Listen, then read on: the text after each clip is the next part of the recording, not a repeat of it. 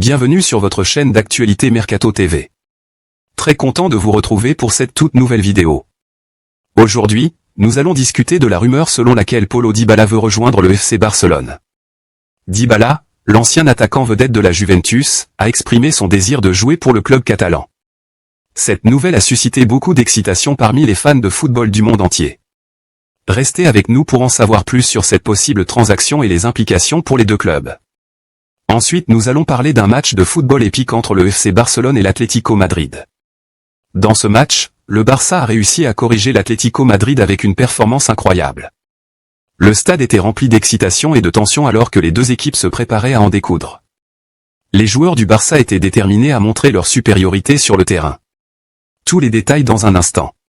Le FC Barcelone a démontré sa solidité et son inspiration en remportant une victoire éclatante dimanche contre l'Atlético Madrid au Metropolitano.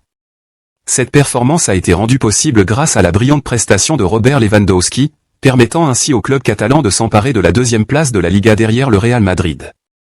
Le FC Barcelone deuxième reste invaincu depuis 10 matchs toutes compétitions confondues, dépassant finalement son voisin catalan Gérone troisième et se maintenant à 8 points du Real Madrid, solide leader, avec un classico prévu en avril.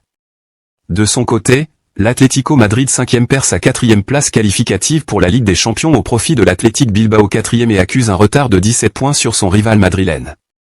Après s'être qualifié pour les quarts de finale de la Ligue des Champions mardi contre Naples, 3-1, le club blaugrana avait un autre match de haut niveau à jouer au Metropolitano, où l'Atlético venait de réaliser l'exploit contre l'Inter Milan au tir au but. La fatigue accumulée lors de plus de 120 minutes de jeu a certainement affecté les hommes de Diego Simeone, malgré une rotation légère qui a vu les deux héros de mercredi, Antoine Griezmann et Memphis Depay, débuter sur le banc. Même en l'absence de plusieurs titulaires, dont Gavi, Pedri, De Jong, Baldé et Cancelo, le FC Barcelone et ses jeunes joueurs en ont pleinement profité et ont réussi brillamment le test, bien encadrés par les anciens de l'équipe Robert Lewandowski et Ilkay Gündogan, tous deux décisifs. Cependant, c'est d'abord Joao Félix, prêté par l'Atlético et héros du match aller à Montjuic, qui a ouvert le score pour son retour au Metropolitano sous les cris. L'attaquant portugais, toujours sous contrat avec les Colchoneros, a marqué sur un centre en retrait de Lewandowski, concluant ainsi un beau mouvement collectif. Solide en défense, avec deux nouvelles performances impressionnantes du jeune Pau Cubarsí, 17 ans, et du défenseur français Jules Koundé, les Blaugrana n'ont été inquiétés qu'à 2 reprises en première mi-temps sur des tentatives non cadrées de Barrios et Morata. Ils ont logiquement marqué un deuxième but en seconde mi-temps sur une belle action de Lewandowski, bien servi au-dessus de la défense par un ballon piqué de Rafinha pour assommer le Metropolitano.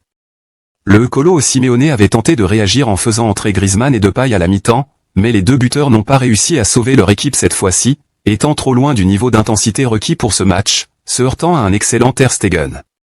Déjà buteur en Ligue des Champions mardi, le jeune Fermin Lopez, 20 ans, a scellé la victoire catalane de la tête sur un superbe centre de Lewandowski, pour sa deuxième passe décisive de la soirée.